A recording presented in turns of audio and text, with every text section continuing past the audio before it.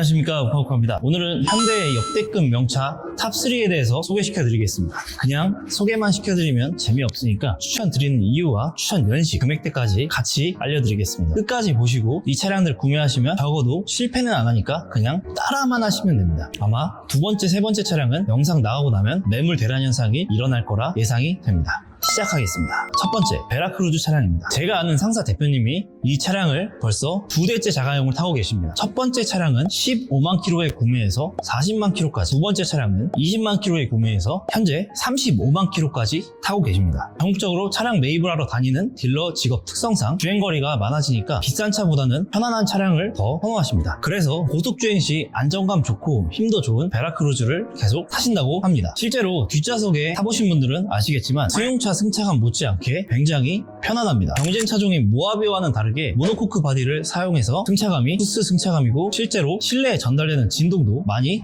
없습니다. 디젤 차라는 게 느껴지지 않을 정도로 조용합니다. 재원 소개 간단하게 드리겠습니다. 국내 최초 6기통 디젤 엔진 240마력 3.0 엔진을 탑재해서 출시를 했습니다. 2006년 당시에도 완성도가 꽤 높았지만 06년부터 08년도에 나온 차량들은 인젝터 부분 상당수 문제가 많았고요. 09년 이후에는 많이 개선되었습니다. 그래서 베라크루즈는 09년 이후 모델을 사는 게 좋으냐? 아닙니다. 베라크루즈 추천 구매 연식은 2012년식 이후입니다. 왜 12년식부터 추천을 하시는 건가요? 그 이유는요, S2 엔진과 현대 파워텍 6단 미션이 들어가기 때문에 내구성이 굉장히 좋아졌습니다. 그리고 디젤 차량들 조기폐차 얘기가 많죠. 12년식 이상은 DPF, 즉 내연저감 장치가 장착되어 나옵니다. 조기폐차를 할 필요가 없어요. 요새 도로에 돌아다니다 보면 노후 경유차 카메라가 많잖아요. 네, 그거에서 좀 자유롭다고 보면 되는 거네요? 그렇죠. 현재 추천 연식대와 금액대는 2012년식 이후에 차량을 구매해 주시는 게 좋고요. 포진되어 있는 금액대는 900만원에서 1300만원대입니다. 이 금액대 패밀리카 구매 예정이신 분들은 이 차량도 눈여겨봐 주시면 좋을 것 같습니다.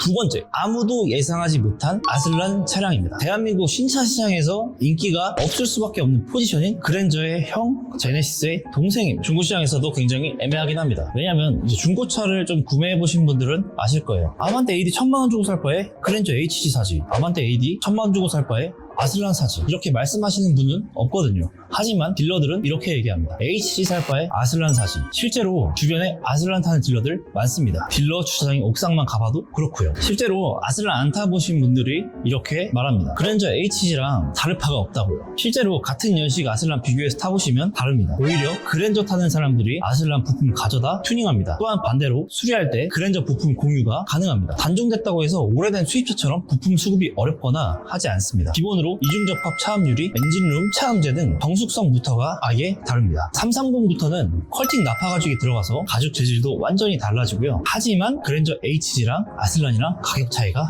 없습니다. 그랜저 HG 240 GDI 엔진 이슈 생각해서 3000cc 구매하시는 분들 엄청나게 많으신데 평균적으로 범위회사 렌트카가 많은 그랜저보단 개인들이 많이 탄 아슬란을 보는 것이 훨씬 더 옵션으로나 감가 방어로나 차량 상태로나 좋을 것 같습니다. 법이 렌트 차량이 그랜저 HG는 많다고 하셨잖아요. 네. 그런 차들은 관리가 안 돼서 피하라고 말씀을 하시는 거죠? 아니요. 확률적으로 아슬란 차량은 동호회에서 매니아층이 굉장히 두터운 차량이기 때문에 실제로 아슬란을 타고 계신 분들은 차량에 굉장히 진심이신 분들이 많습니다. 그래서 그랜저 HG보다는 아슬란이 관리 상태 측면으로 봤을 때도 매니아층이 많은 아슬란 차량이 훨씬 더 상태가 좋다고 말씀드릴 수 있습니다. 흔히 말하는 차 변태들이 사랑하는 차군요?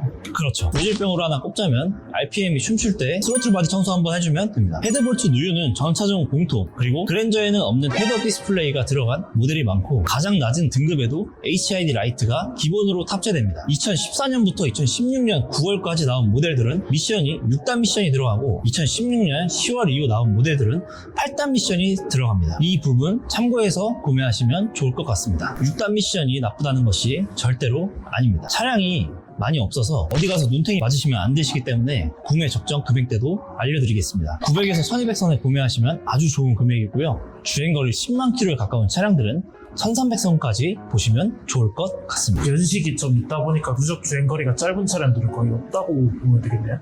아니요. 주행거리 뭐 5만 킬로, 8만 킬로 이런 차량들도 굉장히 많습니다. 마지막 제네시스 BH입니다. 이 차량은 현대의 진짜 역대급 실수라고 해도 과언이 아닌 차량입니다. 왜 이렇게 잘 만들었을까? 이 날개 마크 정말 누가 디자인했을까? 정말 맨날 까이는 현대가 제네시스라는 별명이 붙을 정도로 완성도가 높았던 차량입니다. 시트 앉아보시면 굉장히 푹신푹신합니다. 느와르 영화에 자주 등장했던 차량이고 한때 국회의원들한테도 인기가 많았던 차량입니다. 이때 제네시스가 성공해서 지금의 제네시스 라인업까지 지속되어 나오고 있습니다. 현재 중고시장에서도 인기가 굉장히 많고 승차감이면 승차감, 옵션이면 옵션, 디자인이면 디자인, 해외 수출까지 모두 잡은 차량입니다. 후륜구동 기반임에도 불구하고 잘 뽑은 뒷좌석과 널찍한 트렁크, 수많은 옵션까지. 단점이라고 꼽자면 전기형과 후기형으로 나뉘는데 장단점이 명확합니다. 전기형부터 말씀드리면 262마력 람다 엔진, 출력은 조금 딸리지만 후기형보다 좀 더 정숙한 면이 있습니다. 미션은 6단 미션이 조금 아쉽긴 하고요. 후기형은 이때부터 GDI 엔진이 들어갑니다. 마력이 300마력으로 높아지지만 공인연비는 10.6kg까지 뽑아내고 옵션은 8단 변속기가 들어가게 됩니다. 전기형보다는 정수성이 떨어집니다. 하지만 굉장히 예민하신 분이 아니라면 솔직히 티가 안 납니다. 동호회에서는 30만 킬로 이상 타신 차주분들도 굉장히 많고요. 정말로 가성비라고 생각되는 부분은 신차 가격 대비 90% 이상 감가된 가격이라고 생각됩니다. 하지만 당시 굉장히 고가였던 차량이기 때문에 부품이 비싼 건 사실입니다. 하지만 그 비싼 가격 대비 내구성이나 값어치를 충분히 하는 차량은 오래된 현대 차량 중에 제네시스 뿐이라고 자신있게 말씀드릴 수 있습니다. 주행거리가 많건 적건 크게 의미는 없습니다만 누유와 하체는 잘 보고 구매하시길 바라겠습니다. 시운전은 무조건 필수입니다. 구매 적정 가격대는 500만원에서 900만원대로 구매하시면 좋을 것 같습니다. 그리고 후륜구동 차량이니 뒷사고 심하게 난 차량은 꼭 피해주시면 됩니다. 자, 이렇게 오늘 현대의 역대급 명차 탑3를 말씀드려봤는데요. 다음 시간에는 기아의 역대급 명차 탑3를 소개시켜드리겠습니다. 시청해주셔서 감사드립니다.